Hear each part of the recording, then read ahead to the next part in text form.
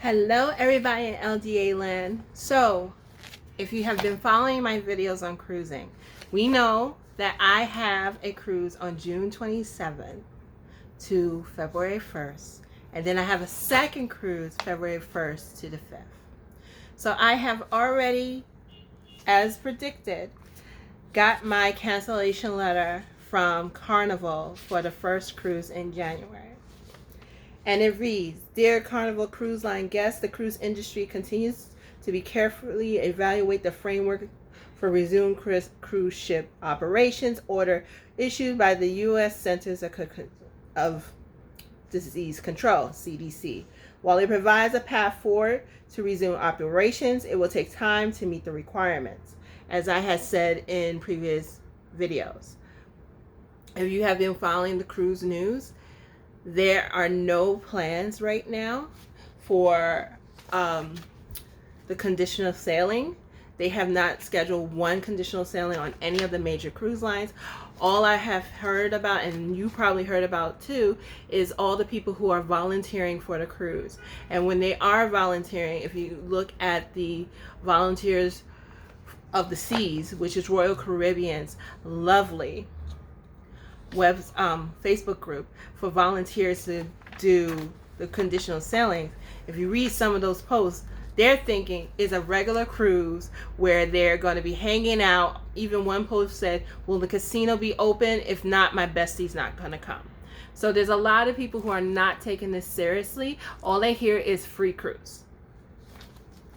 So basically, Carnival is saying the reason why they're canceling their cruises to the end of January for U.S. home ports, embarkations from Baltimore, Charleston, Jacksonville, Long Beach, Mobile, New Orleans, and San Diego are going to be canceled through February 28th of 2020, and embarkations on the Carnival Legend through March 26th of 2021. So what they're blaming the CDC for all this, which is partially the CDC fault and it's partially the cruise line fault, if you ask me.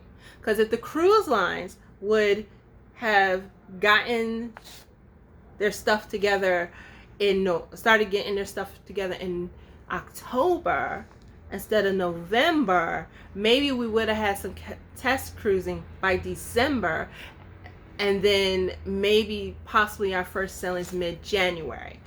But because they didn't start until this month, and it looks like the test cruises probably will not happen, and this is my estimation, until mid to late December, early January, my cruise in February might also be in jeopardy.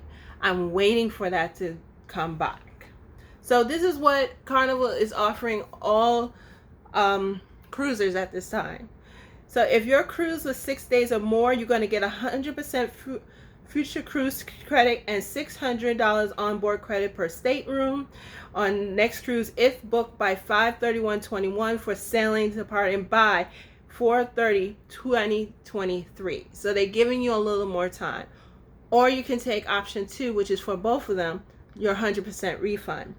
Then for 5 days or less, which would have been me, 100% future cruise credit and $300 on board credit per stateroom on next cruise if booked by 5/31/21 for sailing departing for 4/30/2023. Me and my roommate for this cruise had decided to do the 100% credit. 100% refund. We are doing the refund because there's no guarantee cruising is even going to be available this year, at least for the first 6 months.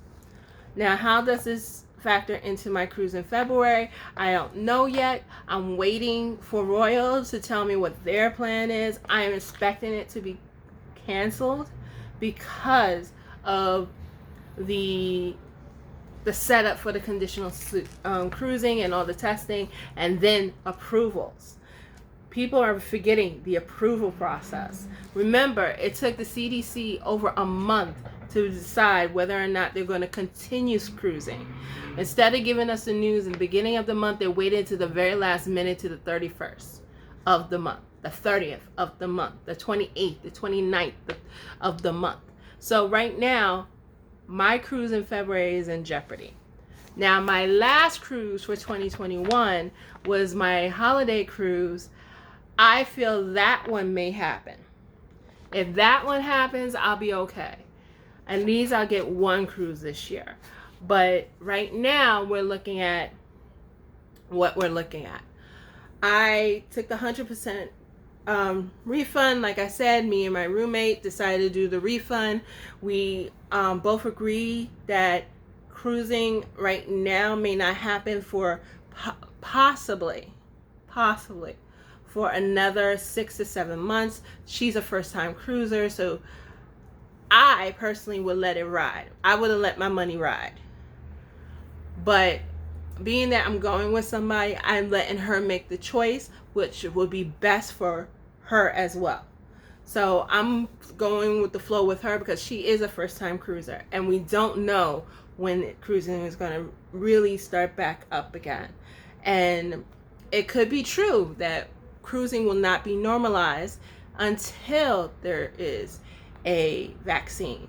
Or it could be that we just have to wait a little bit longer for cruise lines to get their acts together. Either way, I'm still a cruiser for life. So I'll just have to find other ways to go on vacation. That's all.